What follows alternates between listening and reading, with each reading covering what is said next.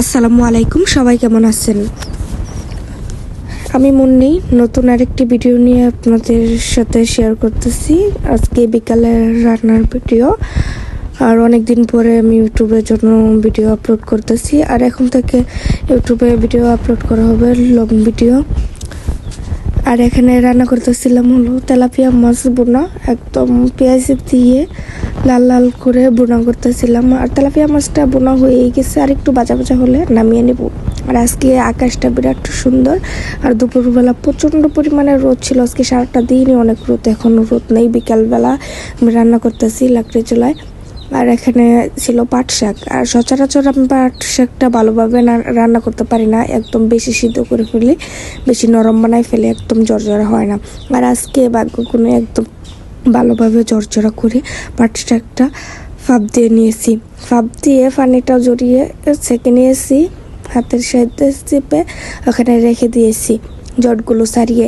পরে শাকগুলোকে বাগার দেব তেলে। আর এদিকে আলু আর ডিম রান্না করব, আলু দিয়ে ডিম দিয়ে। সেজন্য আলু আর ডিমগুলো সিদ্ধ করে এখানে সিলিয়ে নিয়েছি, সিলিয়ে আলুগুলো ভেঙে নিয়েছি। এদিকে পেঁয়াজ রসুন কেটে নিয়েছি। আর এদিকে চুলা আছে, তারা এখন রান্না করতেছে না, তারা দুপুরবেলা রোদ্রের ভিতরে রান্না করে ফেলছে।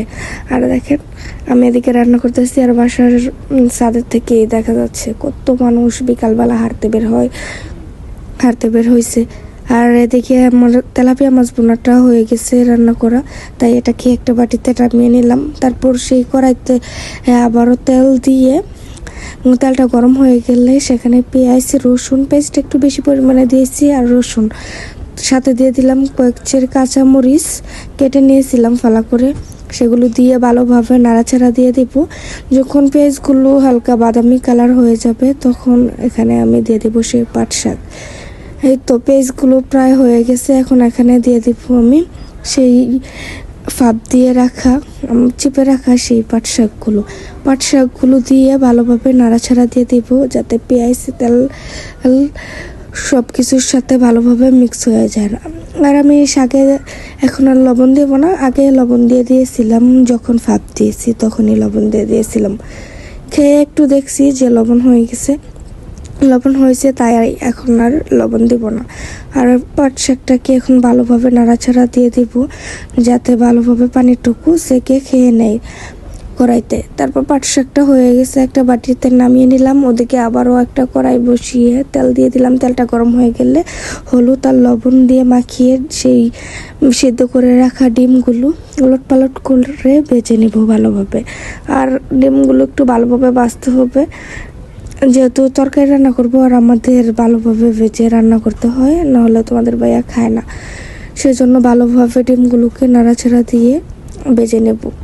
এই তো ডিমগুলো প্রায় ভাজা হয়ে গেছে, এখন ডিমগুলোকে একটা বাটিতে উঠিয়ে নিলাম।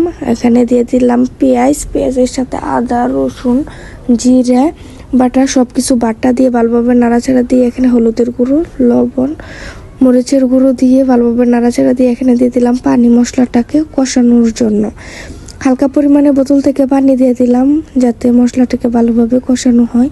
আর দেখো কষানোর আগে কত সুন্দর একটা কালার চলে আসছে। তখন পানিটা শুকিয়ে উপরে তেল তেল ভাব চলে আসবে, তখন আর কি কষানোটা হয়ে গেছে। এই তো ডিমটাকে উঠিয়ে রেখে দিয়েছি। আর আলুগুলো তো আগেই সিদ্ধ করে ভেঙে নিয়েছি সিলিয়ে। আর দেখো কত সুন্দর একটা কালার আসছে। এখন এখানে দিয়ে দিব সেই ভেঙে রাখা আলু, সিদ্ধ করে রাখা আলুগুলো দিয়ে ভালোভাবে নাড়াচাড়া দিয়ে দিব, যাতে মশলাটার সাথে ভালোভাবে মিক্স হয়ে যায়।